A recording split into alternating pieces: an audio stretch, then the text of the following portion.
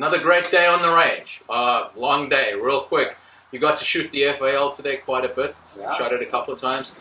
What do you think is important? I know in America it was a fairly unknown system. Is it kind of important for contractors and guys going overseas to get training in that system? Because or other systems? Because, you know, the AR platform or M4 platform is really synonymous with the United States. You go overseas and you're not seeing that platform unless you work with maybe the Israelis and some of the countries that are supported by the United States, and they're supported with their allies, of course. So, but when you get overseas, you're shooting FALs, you're shooting AK-47s, you're using PKMs, you're using that 7.62 round.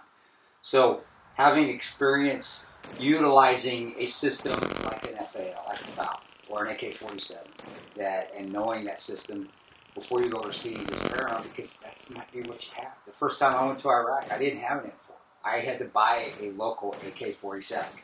And it didn't have a firing pin in it, but hey, that's what you get when you buy in the back. You go buy in the bazaar market. You go down. Somebody can make nails for that. Exactly, you can put it in there. But that being said, is that the foreign weapons, foreign made. I don't want to say foreign made because they're not foreign. They're weapons. Period. But those weapons, first of all, that's what you're going to find when you leave Conus, when you leave the United States of America, leave the continental United States. Is you have to know how to use those weapon systems, because that may be what they give you when you get in country, because DSA, last I checked, doesn't allow you to pack your own M4 and fly internationally with it. Yeah, that's a problem. And I know you've been shooting it a little bit today. What do you think of that 308 round, that 7.62 by 51 NATO? It hits pretty hard? Yeah, it does. And you know, that was always a complaint, and I think other guys that have been overseas and have been, and I said, I'm not starting New York or anything. There's guys who have been a lot more firefights than me. But anybody that's been in one, using that small little 5.56 round, the chief complaint was that the guy would get back up, or they wouldn't always stay there. With that 7.62 round, they're getting hit once, they're staying down. And you want somebody, if you're in a situation where you need to eliminate pressure, you need to kill somebody. Let's not church it up. You got to kill somebody. You want them to be dead. You want them to stop fighting, not get up and in the back of your head thinking, well, is he going to heal himself up and get back in the fight? Yeah, probably he's going to bleed out with that 5.56. Probably is. But do you want probably, or do you want, yeah, he's out of the fight. I can go on to the next threat and kill that next threat, that person that's trying to kill me.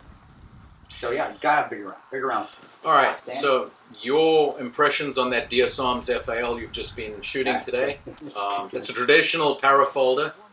What do you think? You would think that because it doesn't have the traditional buffer spring in it, you know, like we're used to with the M4, that it's going to have a lot of kick. It really doesn't. Not a lot of kick at all. I don't think it has much more kick than my 300 Blackout on my little shorty, and that doesn't have a ton of kick either. So you're getting a smooth rifle. It's extremely accurate. Even with my shitty shooting, I can still hit things with it.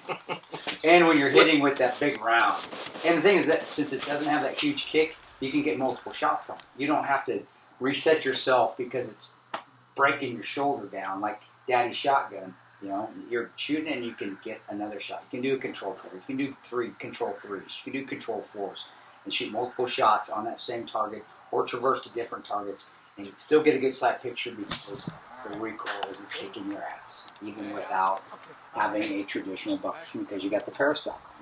Yeah, actually, even when we put the full stocks on those rifles, they shoot pretty soft. For 308, soft. It's soft, yeah, definitely. All right, Kris, thank you. All right. Safe travels, my friend. I'll see you next time. Appreciate it, brother. Come on, give me some love.